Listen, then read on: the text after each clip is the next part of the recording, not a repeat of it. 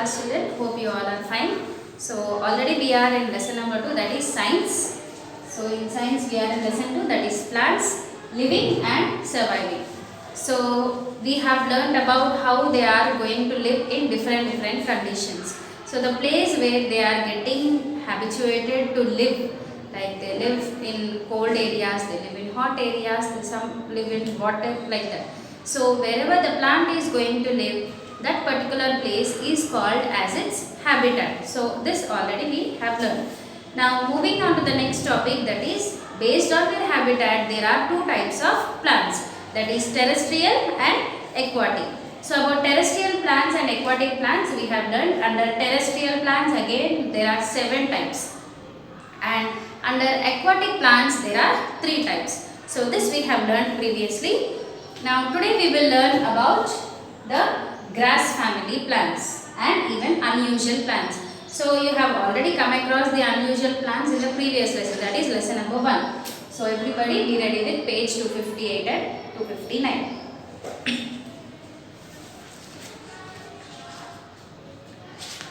So now under terrestrial plants there are 7 types. The first one which we have learnt is the plants which live in deserts. So it is very hot and humid and there is no rainfall at all, and the underground water is also very less over there due to hot climatic conditions. So the plants whichever grow over there, the stem is going to prepare the food, and that plants they do not have leaves at all, and the roots of these plants they grow deep into the soil to absorb the water. So these are the adaptations where that plant is going to make. So whichever plants are in hot climatic conditions, they are going to make these kind of adaptations. Then the plants which grow in mountains or hills. So mostly in mountains and near the hills, and then wherever there is a snowfall. So what happens is in such places the trees are in conical shape like this, like a triangle as it is shown in the textbook. So what happens, because of this shape, whenever snow falls on the leaves also, they are going to drop down slowly. If it is like this, if you put some water on that, will it stay on that? No. If it is a flat surface like this, then water is going to stay. Even in the same way, if the tree is in the conical shape, so whatever leaves are, whatever snow is falling on the leaves, they are going to drop down. And here the leaves are also very thin and needle shape. So they will help to reduce the rate of transpiration here. Then the next one is the plants which grow in marshes. So generally in these areas what happens is the soil is very clayey. That means that it is very sticky. It is completely mixed up with the water. So the plants will not be able to breathe or take the water sufficiently. Like they will not be able to breathe the air inside properly. So here these plants they are going to take their roots above to the soil level, that is the ground level, and they, with the help of breathing roots they are going to breathe the carbon dioxide. And the example of this is mangroves. Then the next one is the plants which grow in plains. Now here in plains again there are 2 types. So generally in the plains we have very moderate climate, that means the climate is not too hot and not too cold. And even if you see the rainfall also, some places it is very moderate rainfall and some places it is very heavy rainfall. Now based on the amount of rainfall, again there are divided into 2 types. So one is where there is very average rainfall. Okay, now here the plants are mango and neem. So these kind of plants they are going to bear their branches very huge. So next is plants in areas of heavy rainfall. So here the examples are rubber and teak. So here this the plants wherever they are very heavy rainfall, they remain green every time, and these trees are also called as evergreen trees. Then plants in the forest. So in the forest what happens is you can see a wild varieties of plants, and not only plants, you can see even wild varieties of animals also. So here you can see huge plants, tall plants, like just now I said you, like in forest areas. So what are the different types of plants we can find in forest or plains or wherever it is. So all types of plants together you can see in forest. And you can see shrubs, herbs you can see, climbers you can see, creepers you can see, and grass you can see. And in the same way you can see different types of animals also over there. Then the plants in grasslands.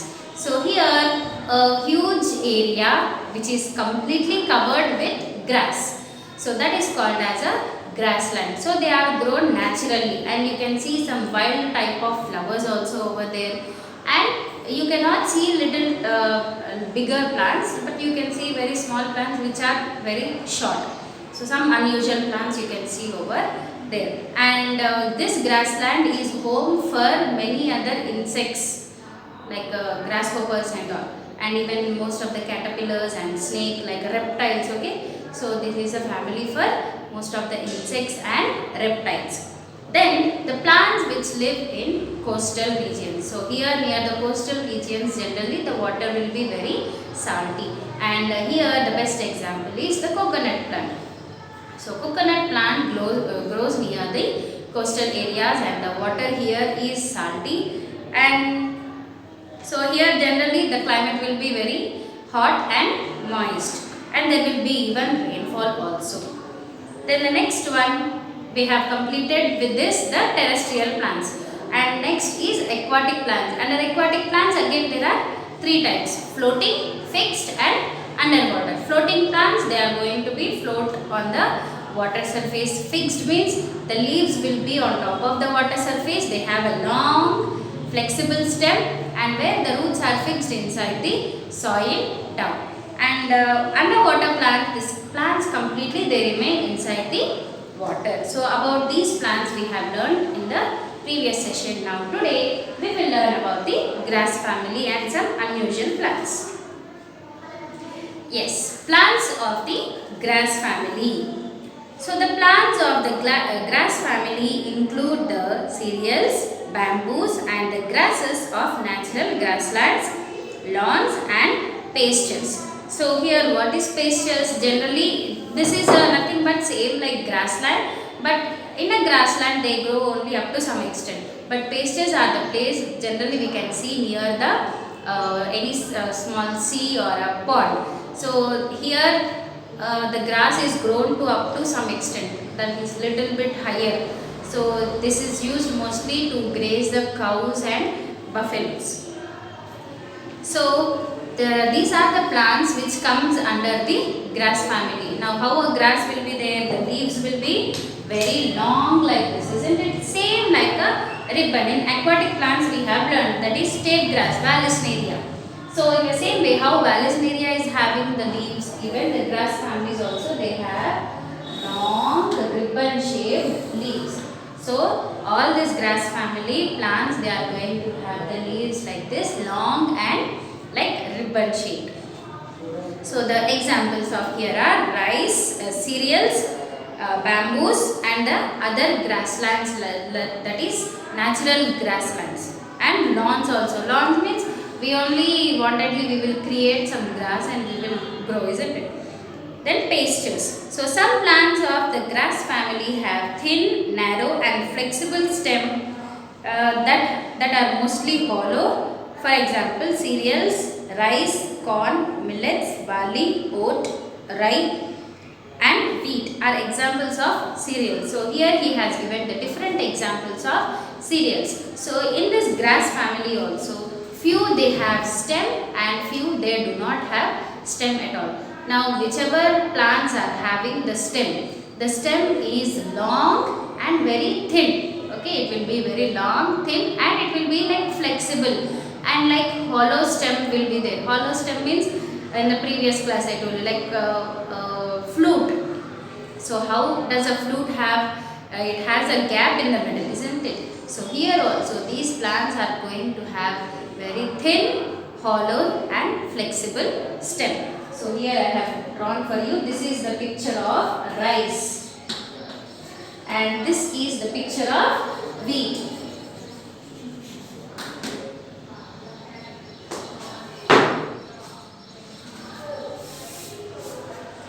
So these are the pictures of examples, that is cereals. So this is picture of rice and this is wheat. Now here if you see, these are the grains of rice. Okay, and here it is, that is nothing but paddy. The example is paddy. Then this is wheat. So other plants of the grass family have thick, narrow, woody and jointed stems that are also mostly hollow, for example like bamboo and sugarcane. So here bamboo and sugarcane are also the examples of grass family. But here if you look at the sugarcane and bamboo, they have little thick stem and it is little woody, little hard, isn't it? So these plants, they grow very tall, but whereas these plants, they grow only up to some extent, they are little short. But bamboo and sugarcane, they grow little tall. Bamboos, they grow very tall, and sugarcane up to my height they are going to grow. So here these stems are woody, and if you look at the stem also, it looks as if all the stems are attached.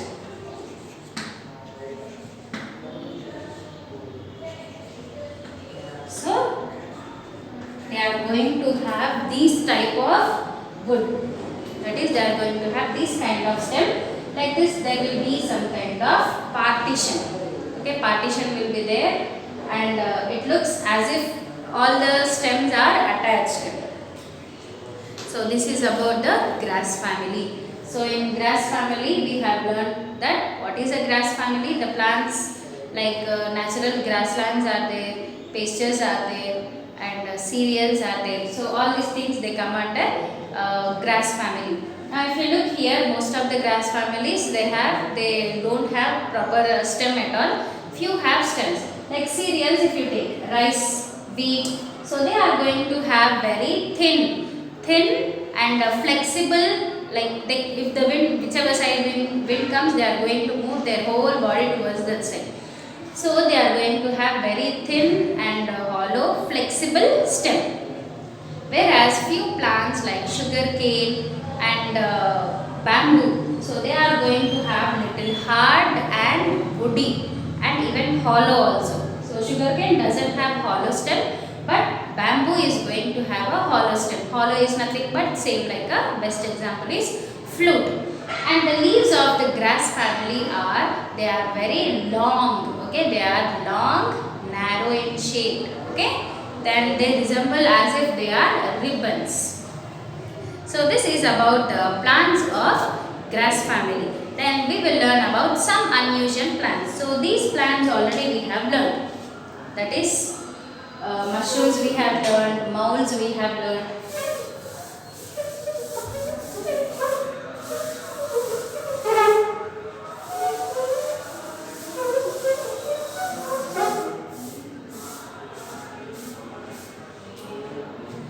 Yes, we have learned about different types of fungus, that is mushrooms, moulds in the previous lesson.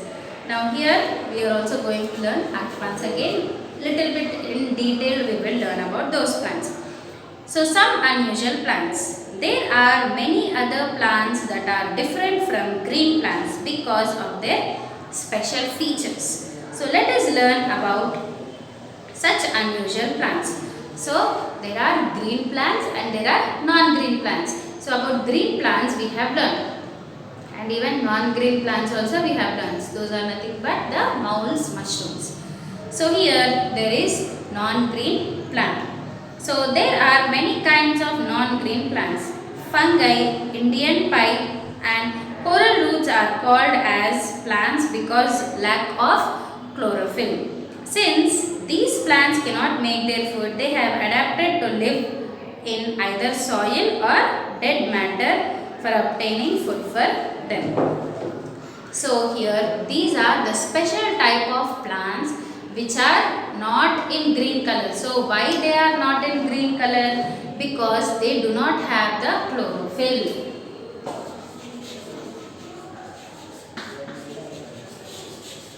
So these plants, they do not have chlorophyll, that's why they are not in green color.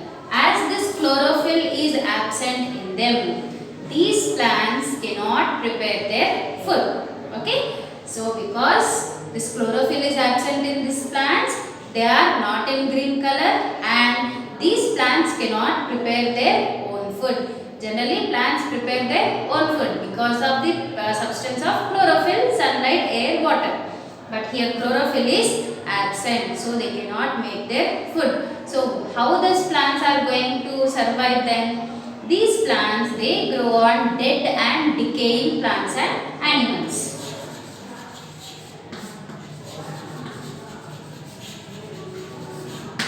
So wherever any tree is about to die or if it is dead and decaying, that means getting spoiled, or any animal dead or getting spoiled. So in that places these plants, that is non-green plants, are going to grow. And if any dog or cat or any human being is dead and if you bury them also, so in that places also these plants are going to grow in the soil. So already one dead and decaying living thing is, like dead animal or human being or something is there inside the soil. So from that they are going to absorb the minerals and whatever nutrients it wants, they are going to absorb from the soil. So this is about the non-green plants. Then another type of plant, that is insectivorous. So about insectivorous plants also we have learned.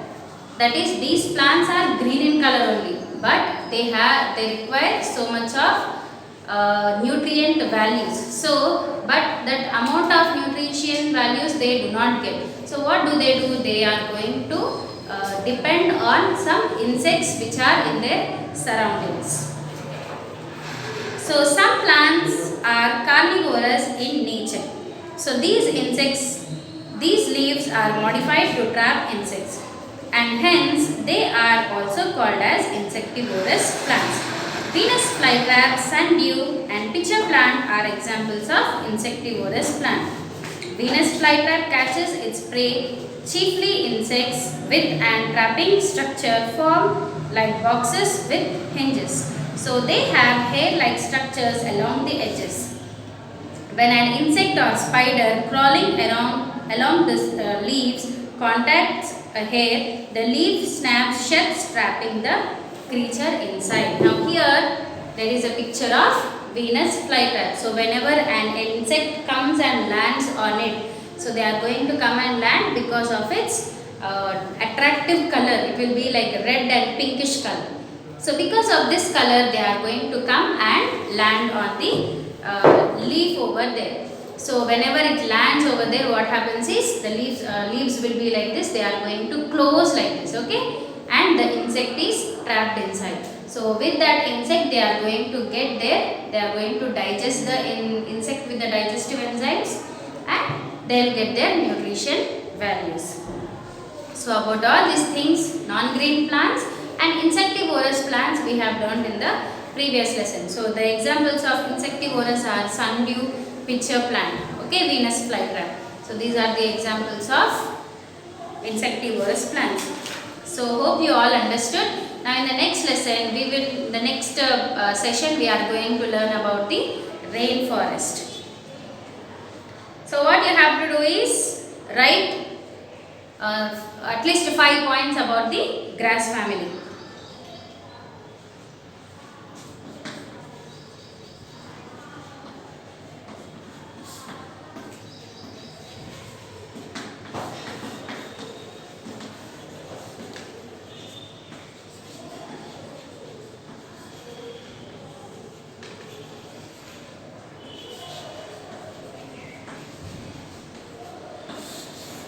So this will be your homework. At least 5 points you should write regarding the grass family. You want to write it on your own or you want to refer the textbook, it's up to you. Now you have to read the lesson and write down the points. So hope you all understood. Now in the next session we will learn about rainforest and we will do the objective also. Hope you all understood the lesson. Thank you.